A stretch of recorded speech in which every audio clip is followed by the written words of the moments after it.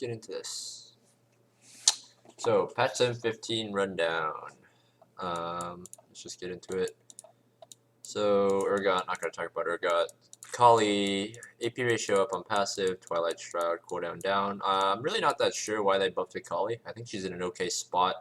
Buffing the AP ratio on this, considering there's two parts to it, seems really sketch. Like 0.10 might not seem like a lot, but because there's passive as a heal and a damage part to it, I'm really not sure why they thought this was necessary.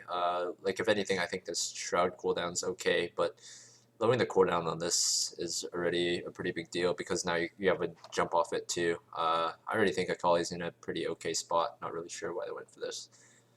Azir damage up in late game. This really won't change anything. This champion has way too many fundamental issues now. I don't think adding more oomph to his late game is a bad thing, just to more emphasize that he's a late game champion, but he's got too many other problems for him to really be meta at the moment. Not going to change much. Good nerf on Cho'gath. I kind of wish that they hit some part of his ultimate, because I think it's really stupid and unhealthy for a champion to have basically their whole power budget in their ultimate, both in the health he gets from it, plus the damage that it does. Obviously any nerf to Cho'gath is appreciated with how stupid the champion is on this patch, but I feel like they could have hit this in addition to some part of his ultimate to bring him more in line. I'm really not sure why they don't feel his ultimate is at all a problem. I get that they want his ultimate to have a huge power budget, but it just seems too excessive at the moment. It's just a very frustrating champion to play against, and a lot of people, it's really frustrating to play as him too because of the fundamental issues he has. It's just that his ultimate and his kit in general is just so overtuned on numbers right now that he's playable, which is just a terrible design. Hope they do more to get rid of him. Dr. Mundo. So, it's actually interesting. Dr. Mundo doesn't really have... I guess his identity is he's the healing tank, but that's kind of useless because there's so many ways to disrupt healing effects in this game. Dr. Mundo did see a bit of play earlier in the season as like a rumble counter in LCK. I don't know if he got played in any other region. I don't think he did, but Dr. Mundo, when I typically like he's kind of seen as like a double AP counter, just because how his kit works. But adding like there's no real like reason to it. It's just kind of historically he's kind of been played as like a double AP counter. Maybe it's just because double AP was strong when he was strong. I'm not really sure, but making it so that he actually has like with his this E passive, he actually kind of like functions as an AP counter with this MR stacking thing. I think it's pretty interesting. I don't think it'll be enough necessarily to make him like super meta, but I do think he'll have a place into like double AP comps if someone decides to put in the time to learn him. Ekko, you cool down at early levels. I think that's fine. He's kind of disappeared because he struggles a lot in most lane matchups, honestly. I think his only good meta matchup right now is like Syndra. And even then, it's not like a group. It's a pretty good matchup, but it's not like it's auto win or anything. Syndra has a lot of tools to outplay still. So I think just a small, like it's actually not that small a buff. It's a pretty significant buff. That's 2 seconds off the rank 1 cooldown, and because you have to max Q first, obviously, that's 2 seconds for a long time. So that's a nice quality of life buff. Gonna make him a lot safer in lane because it's kind of scary with how long the E cooldown is at rank 1 to really go in at the moment on Ekko in lane phase. Base AD down on Elise. I think a lot of people don't really realize how much damage changes affect junglers because you're so often having to use your stats. In the Zak nerf a little later down, I'll illustrate that more. But even though it's only 3.5 AD, it's actually a pretty... it's going to be like a noticeable nerf for the people who play Elise a lot or the people who play against Elise a lot. Clear slows down a bit. damage to towers slows down a bit when she just walks in the lane, starts poking it with red buff. As far as like actual fighting goes, it won't really change that much, but just cutting off like any AD or any damage on like abilities slows down jungler clears, which have a snowball effect. So glad they did that. At least it's still quite oppressive at the moment. Q cooldown at early ranks for Ezreal. This is actually pretty nice. You do max Q first, so it's not as big as some people might think. Because it's the same at rank 5 at level 9. So it's not actually any lower when you get your cooldown items, but it's a nice little change to the early game. With Doran's shield being so meta, it's actually really difficult for Ezreal to poke people out in the lane. Having it a lower cooldown so you can stack tier faster and poke a little more aggressively in the pre-6 levels when you're on equal items and they have like a Doran shield and stuff is really nice. Don't really think it'll push Ezreal back into the meta or anything though. I think he's just outclassed by many other AD carries at the moment. Passive damage up on Gangplank, I think that's fine. Gangplank is kind of, you'd think he'd be okay in like a tank meta, but and you know you might see some play on him. He might see some play on this next week of 7-14. I believe Korea is getting it soon if they haven't already. You might see him a little bit into tanks, but his real problem is just that he's too easy to dive, and he kind of just has to let himself get pushed in because he's so shitty at trading early on, and this will help him a little bit. I'm glad they didn't look for like too many other buffs to him because I don't think he's like that far off. And I do think like a champion who's got such insane scaling like he does needs to not have too much of an early game, but his passive does do pretty shitty damage early on, so I don't think it's the worst thing in the world to increase it just a tad. Gragas, attack speed down, R cooldown up. I feel like they might have rushed this nerf a little bit now that Maokai and Sejuani are like coming into the meta as other tank junglers to kind of occupy the same space as Gragas or same kind of niche as Gragas. Obviously, all the tanks function a little differently, but nerfing Gragas but not hitting the other tanks besides Cho'gath seems kind of odd. I don't think it's like completely unjustified because Gragas is in a good spot right now, but it feels kind of odd to hit the attack speed and our cooldown. 20 seconds early game is quite painful because you won't have too much CDR early on. You rush Cinderhulk. Most of the time your second item is CDR, like a Glory or a Knight's Vow or a Warmogs. There's some people who do Stoneplate second, which I think is terrible, and that doesn't give CDR either. But yeah, you will feel this, but it's not the biggest nerf in the world, and I'm glad it wasn't a huge nerf. Gragas is strong, but if you hit him, then Sejuani and Maokai kind of just take his spot, and Cho'gath as well. So glad it wasn't too heavy a nerf. I think he'll still be fine. Cooldown down on R for Irelia, that's fine. His champion's just outclassed. This is a step in the right direction because it's very difficult for Irelia to push the lane and roam. It's because his R cooldowns are only AoE, and her R's are only AoE to clear waves. So having it be such a long cooldown early on before you have Trinity was really painful. I don't think 10 seconds will really change too much, but it is a step in the right direction. Irelia is very weak right now, but I don't expect her to get much more playtime, if anything. The only thing she really counters in the meta, I believe, is Gnar. So don't expect to see her much, but I think the buff's fine.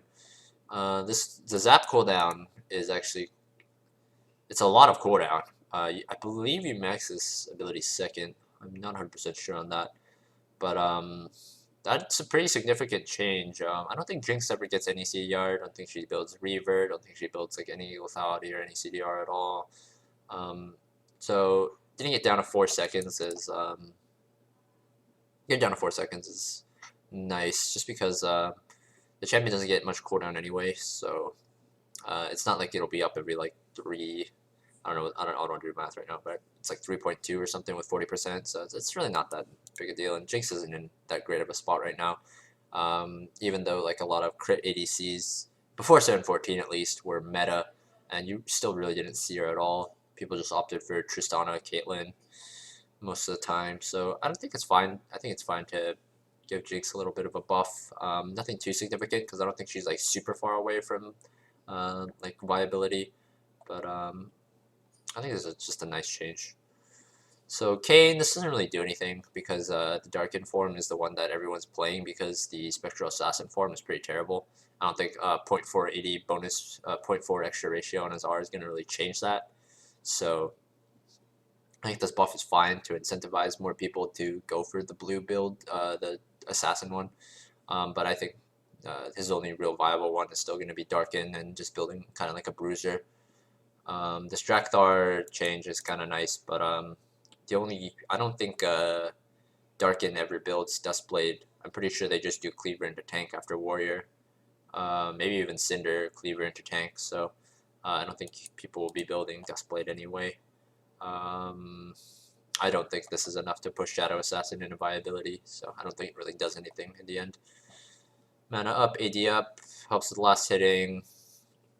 Champion spams a lot and helps you stay active in the lane because this champion has serious mana issues, and that's one of her many issues at the moment as to why she's not being played. I still don't think she'll get any play because she's pretty bad in the tank meta, but just a nice QOL buff. Q cooldown down. I didn't realize this Q cooldown was so long. It's a strong ability, but it is limited to 2 snares. So I'm actually kind of surprised this is as long as it is. Once again, kind of just like a nice QOL buff. Lux, once again, champion with, I feel like, too many glaring issues to become meta, but step in the right direction. The shield is kind of nice. Still don't think you'll ever see her. Might still just play Orianna, then Lux. But for solo queue, I guess it's nice if you're a Lux player. Nami, Q cooldown down. Wow. So yeah, Nami's kind of disappeared because for the most part, melee supports are meta. There are a few range supports that are meta, like I think Janna's coming back in. Some people are starting to play Sona, and I guess Thresh is like technically ranged and sort of recon too. But yeah, Nami kind of just disappeared because she's not as reliable as the other supports. She's got a it's really easy for Braum to just shit on her ult in fights, and she's just really, really squishy as well. Doesn't really, like, she's not terrible with any of the AD carries, but it's not like she has an amazing synergy with too many of the other AD carries, except maybe like Caitlyn. But with Caitlyn, you might as well just play a different support, one that's that can help protect more consistently. This buff is actually pretty insane because supports get a bunch of CDR, and cutting 2 seconds off the lowest it gets to, and then adding in CDR is pretty significant, especially because bubbles and AoE CC. I think you'll see a few more Nami picks, not enough to push her like into back to top tier meta every game kind of thing, but it's definitely a significant buff. So this Nasus change. So I really don't know. I don't think Nasus will become a thing in higher level play. I think you might for like certain lanes because a lot of the tanks actually can't bully him properly. So I was actually wrong about Cho'gath last patch. I thought he had too many fundamental errors to really see play at a high level. And you still see it sometimes, especially for the teams that haven't learned Cho'gath as well, that his fundamental errors are still definitely there.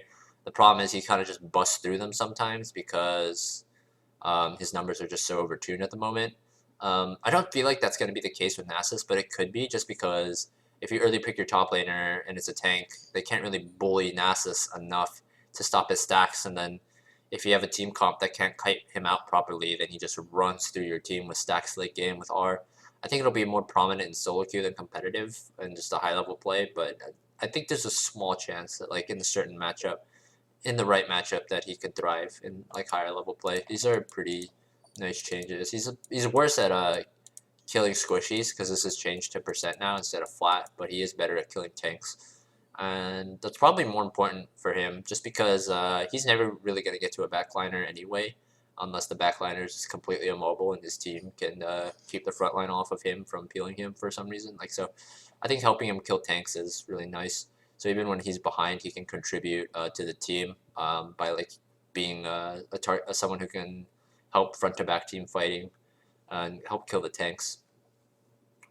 So Q early damage up. This is pretty nice. You max Q last, so you just get 23 damage for a majority of the game. It doesn't up later on, but that's fine because you max it last anyway, and by then your base damage is irrelevant.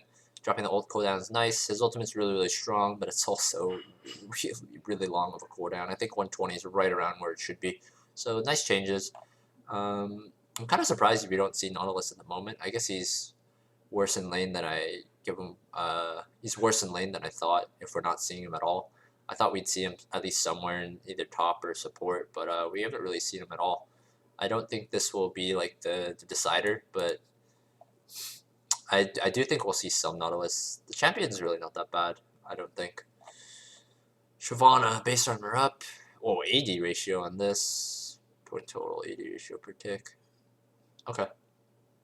Just a nice kill wall buff. Once again, I think this champion, I'm pretty confident this champion has way too many fundamental errors to be played really anywhere, either jungle or top lane.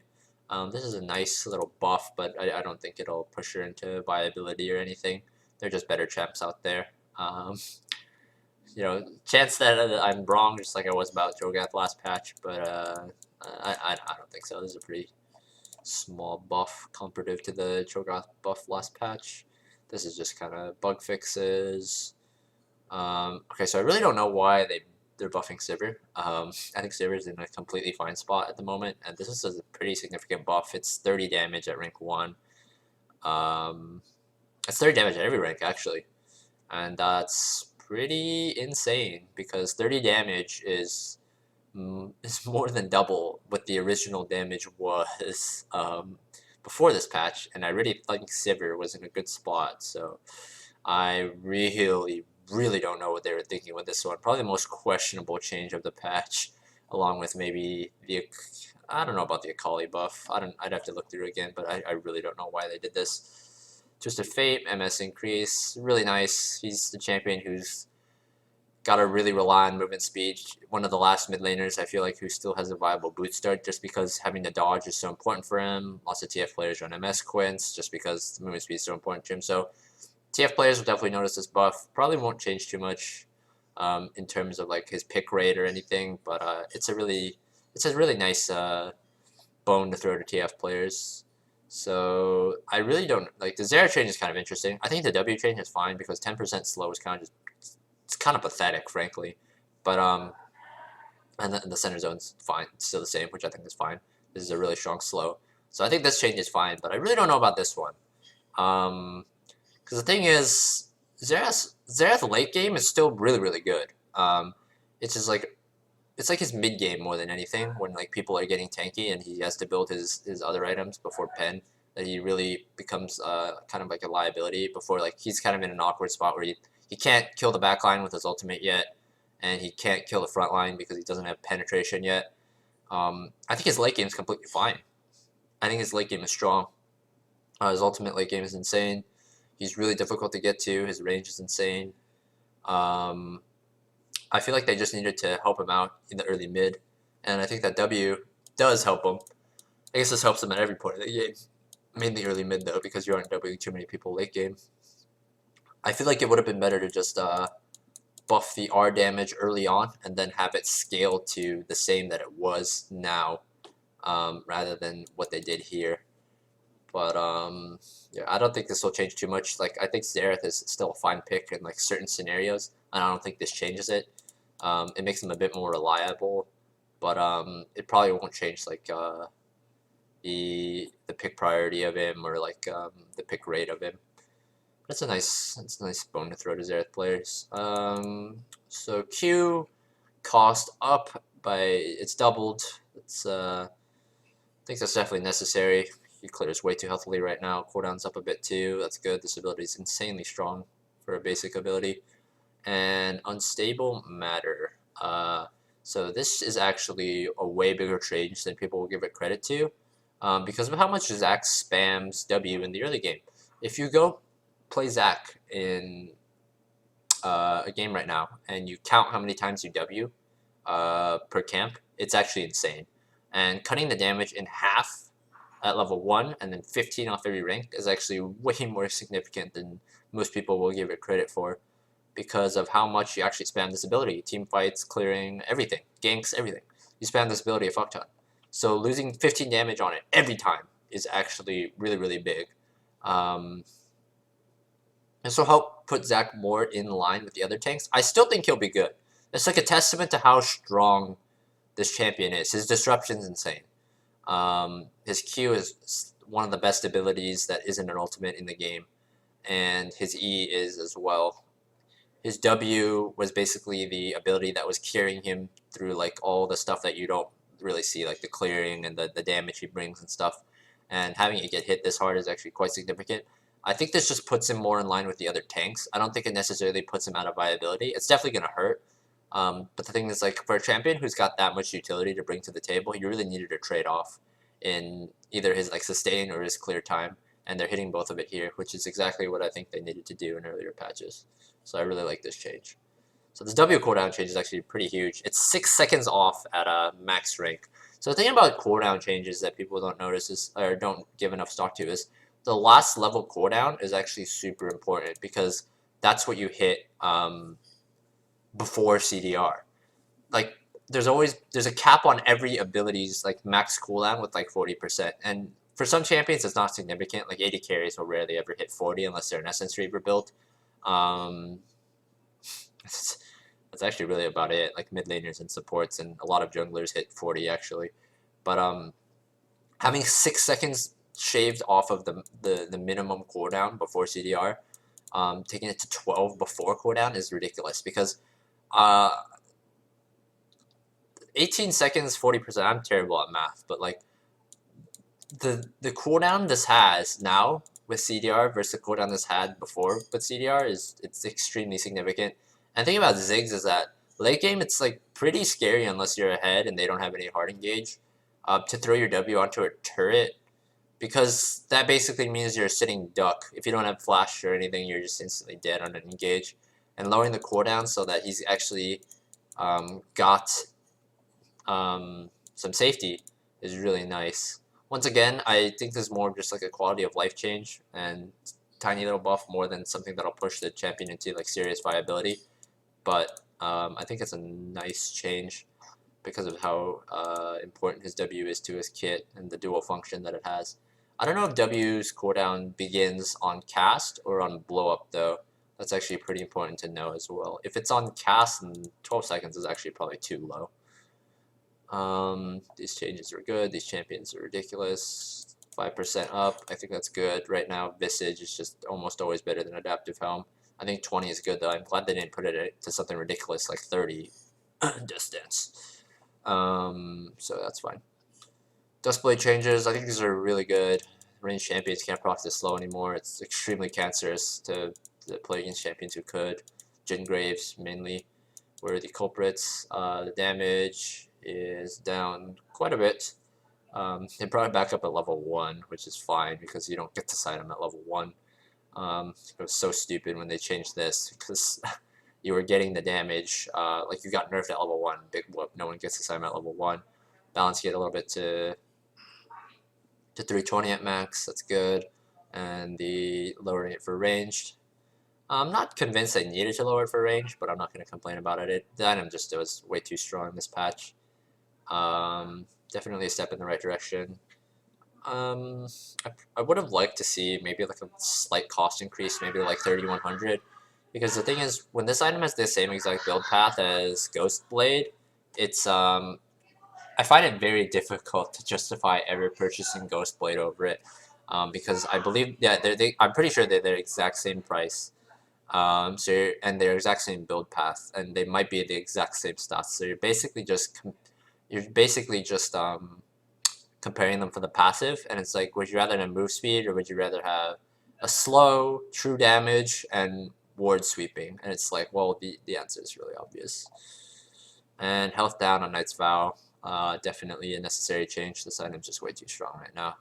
I'm glad they didn't lower it to 300. I think that might have been a bit too excessive. I think 325 might have been okay too, but I think 350 is okay. And yeah, that's about it for the patch. So kind of disappointed in this patch, honestly. Not too many like significant changes. It doesn't really feel like they have a good grasp of what's going on in this patch.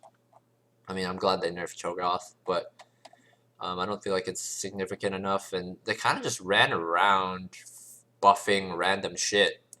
Like Ziggs, Shyvana, Twisted Fate, Sivir, Nasus, Nautilus, Lux, Lysandra. Like, they just went around buffing random shit, and I don't think any of the buffs are bad, but I just think it's kind of odd that they just kind of took a bunch of champions and just buffed them.